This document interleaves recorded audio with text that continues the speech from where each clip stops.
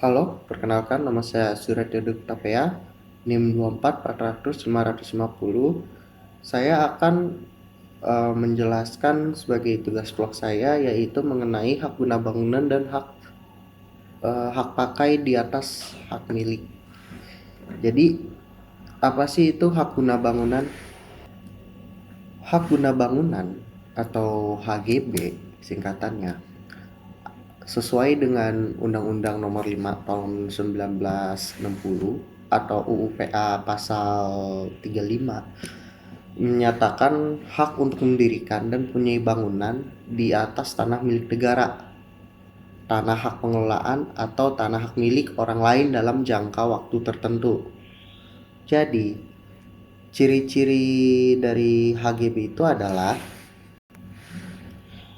pertama, uh,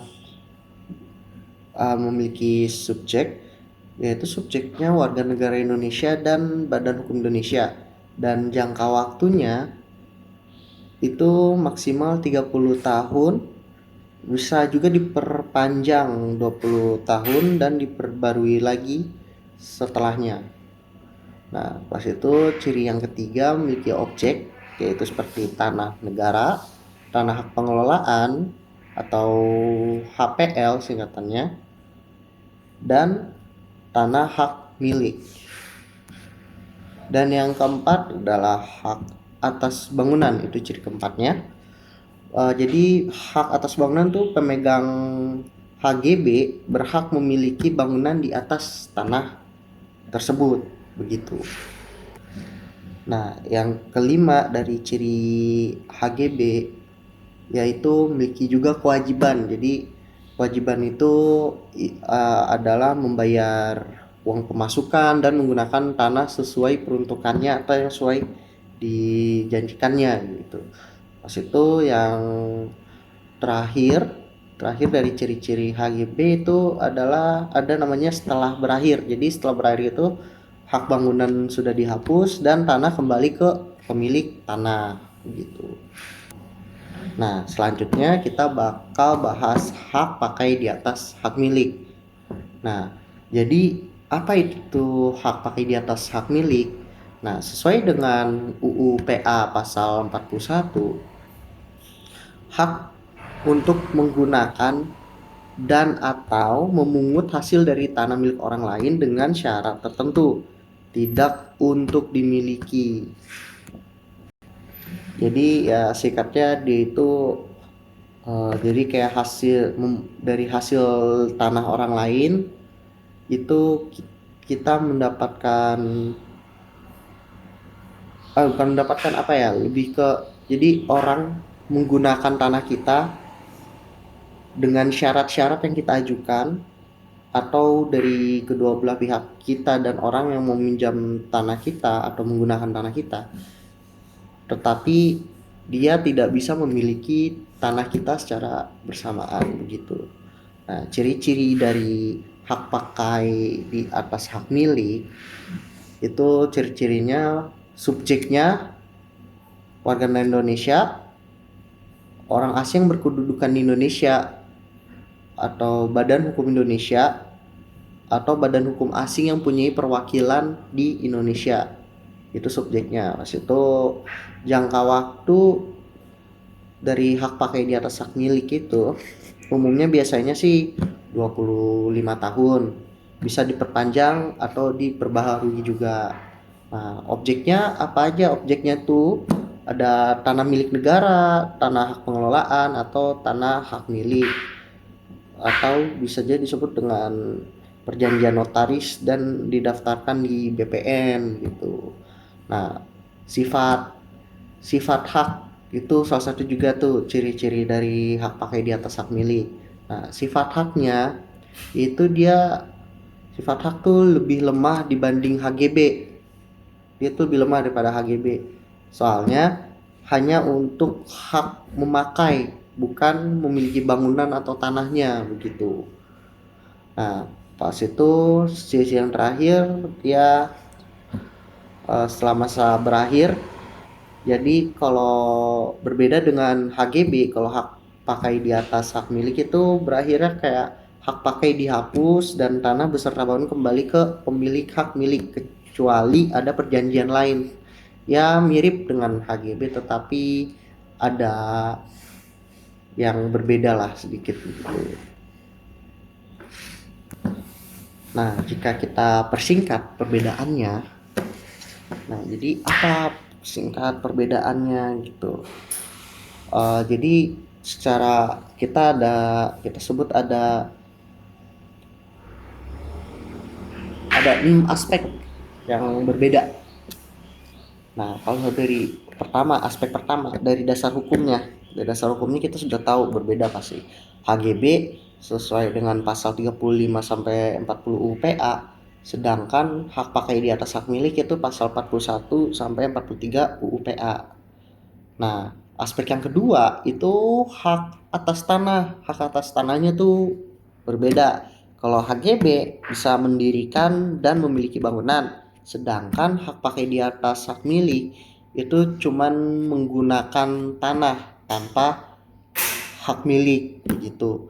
Nah, terus subjeknya mirip tetapi ada tambahan dari hak pakai di atas hak milik. Nah, kalau di HGB itu bisa WNI sama Badan Hukum Indonesia, sedangkan hak pakai di atas hak milik itu bisa lebih, bisa WNI, WNA atau warga negara asing, dan Badan Hukum Indonesia atau Badan Hukum Asing begitu.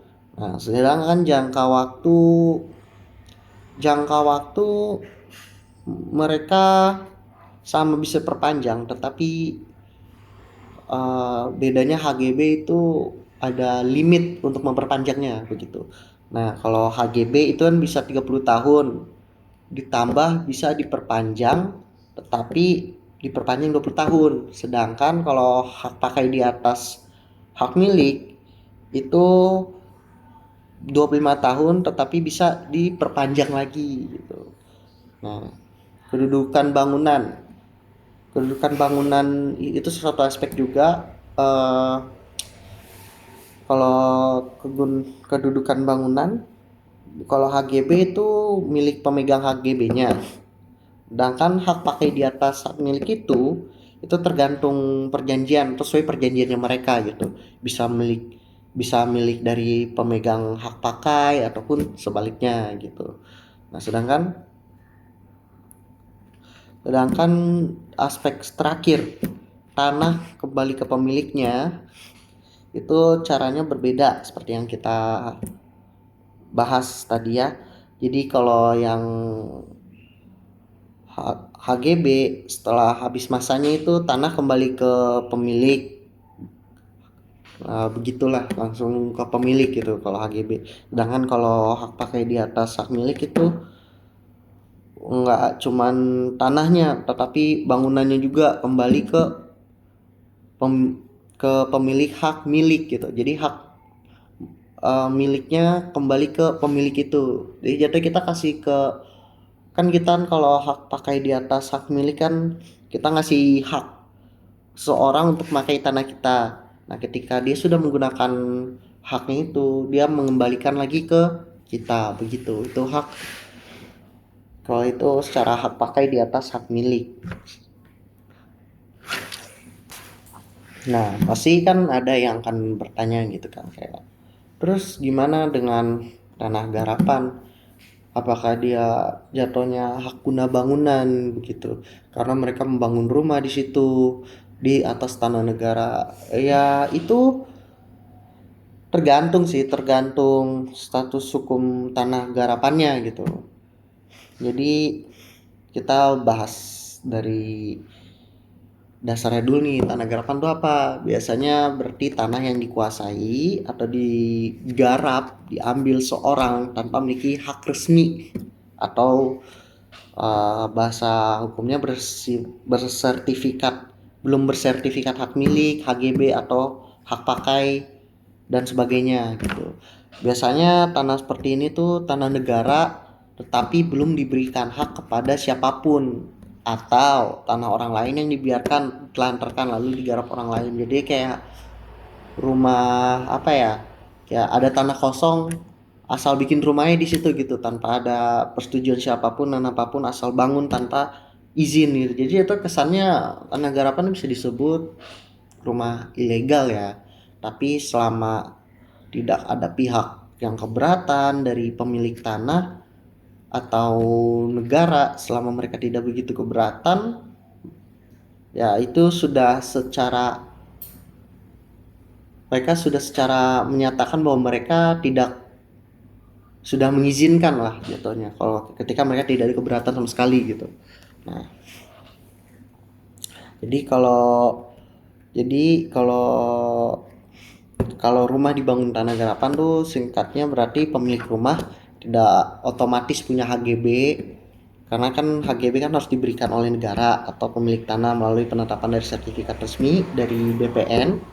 Jadi rumah di atas tanah garapan tuh nggak punya dasar hak atas tanah. Jadi status bangunannya itu tanpa ada hak tanah yang sah begitu. Nah, tapi kalau ingin legal, apakah bisa tanah garapan? Bisa saja. Jadi kalau pengen legal gitu, jadi pengen legal punya rumah garapan atau tanah garapan gitu buat usaha kita gitu kayak contohnya, bisa gitu. Kalau secara legal pertama kita bisa mengajukan permohonan hak atas tanah garapan ke BPN supaya bisa HGB atau bisa dijadikan hak pakai jika tanah itu tanah negara. Jadi kita harus melakukan permohonan dulu ya, minta izin lah kepada yang punya tanah pastinya. Jadi yang kedua, kalau itu tanah milik orang lain bukan negara, itu harus ada persetujuan tertulis dari pemilik tanah begitu untuk dibuat perjanjian HGB di atas tanah hak milik gitu. Jadi perjanjian dibuat notaris dan didaftarkan ke BPN gitu kalau tanah garapan sistemnya. Jadi kalau kita simpulkan situasinya, kalau tanah garapan tanpa sertifikat itu status hukum bangunannya nggak punya HGB, hanya menguasai secara fisik doang tanpa ada pemenuhan sertifikat dan lain-lain, itu ilegal, bisa dia singkatnya ilegal. Dan kalau situasi tanah garapan disahkan jadi HGB setelah dapat izin dari BPN, itu baru sah jadi HGB atau hak guna bangunan ya, barulah itu tanah garapan yang sah. Jadi kalau kita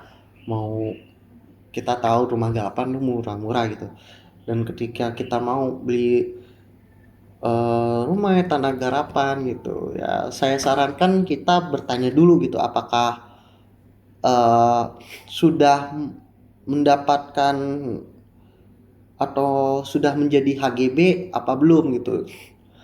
Contohnya kayak badan negara emang sengaja membiarkan gitu karena banyak yang tinggal di sana, itu berarti jatuhnya sudah dapat hak guna bangunan dong gitu kalau sudah diizinkan gitu walau secara tidak tertulis oleh negara gitu. Nah, kalau tanah milik orang lain itu atau ada perjanjian HGB, bisa jadi HGB di atas hak milik begitu. Nah, jadi itu um, apa itu kalau mengenai HGB di atas tanah garapan tuh begitu sistemnya. Nah, setelah itu kalau bukan tanah garapan yang bisa jadi contoh sebagai HGB, terus apa yang bisa jadiin HGB? Nah, yang paling umum aja. Kalau HGB yang paling umum itu kayak apartemen, rumah susun. Nah, itu tuh dia sudah memenuhi HGB. Pastinya, nggak mungkin bangunan besar gitu tidak terlihat gitu. Pasti legal, nggak mungkin ilegal gitu, karena saya sudah dapat hak guna bangunan gitu. Sehingga mereka berani membuat bangunan sebesar itu gitu. Jadi contoh paling umum misalnya ada developer atau sebuah pengembang atau developer jadi membangun apartemen di atas tanah milik negara dengan status HGB selama 30 tahun. Jadi dia tanahnya milik negara, developernya punya HGB untuk mendirikan bangunan, dan Pembeli unit apartemen dapatkan sertifikat hak milik satuan rumah susun yang berdasarkan HGB dari pengembang gitu. Setelah masa HGB habis, itu masih bisa diperpanjang ya. Seperti kita tahu diperpanjangnya berapa lama, seperti yang kita bahas sebelumnya. Ya, gitu. Contoh nyatanya ya Kalibata City, Green Pramuka, Basura City. Nah, itu tuh mereka menggunakan HGB gitu. Kalau daerah Jakarta Timur ini gitu. Ya, pas itu bisa gedung perkantoran atau ruko itu pastinya ada HGB juga gitu. Ya, gedung perkantoran atau ruko yang disewa kayak ruko-ruko restoran gitu itu kan harus ada HGB-nya gitu. Pas itu rumah pribadi di komplek perumahan developer itu juga ya kayak komplek kan kita kan beli rumahnya doang tapi secara tanah itu milik developernya begitu. Nah, terus ke pabrik atau gudang itu sudah pasti kita tahu gitu. Terus gimana contoh hak pakai di atas milik? Nah, contoh hak pakai di atas milik itu agak sedikit kompleks ya. Jadi bisa rumah untuk orang asing. Jadi kayak contoh warga negara asing menikah sama warga negara Indonesia, terus tinggal di rumah istrinya. Nah, supaya punya dasar hukumnya, si WNA ini sama ya si WNA-nya ini warga negara asingnya ini itu harus berperjanjian hak pakai di atas tanah hak milik istrinya dengan akta notaris dan daftarkan di BPN. Jadi tanahnya tetap hak milik atas nama istrinya atau WNI dan WNA cuman dapat hak pakai kayak meninggal di rumah itu aja gitu. Jadi hak pakai bisa berlaku selama 20 tahun bisa diperpanjang lagi seperti yang kita bahas begitu. Nah, itu juga setelah masa berakhir hak kembali ke pemilik tanah atau WNI gitu ke istrinya lagi balik gitu setelah masanya berakhir gitu. Nah, ada juga contoh kayak kantor lembaga internasional, rumah ibadah di tanah pribadi ya contoh kayak orang bikin ibadah di rumahnya itu biasanya kan ibadah dia nggak bikin sendiri gitu kayak gue bikin ibadah di rumah gue nggak kayak gitu. Jadi kayak ada yayasan gitu yang mau menggunakan hak pakai bangunan itu untuk ibadah gitu kayak dari orang gereja apa gitu ya itu kan harus hak atau harus punya apa ya hak atau hak pakai di atas hak milik begitu. Lalu ada juga kontrak rumah gitu kayak kontrakan atau tempat usaha jangka panjang lah gitu. Terus jadi kesimpulan singkatnya kayak WNA tinggal di rumah WNI itu contohnya kayak lembaga internasional, rumah ibadah, usaha atau perumahan kontrak. Itulah contoh-contohnya dari uh, hak pakai di atas hak milik.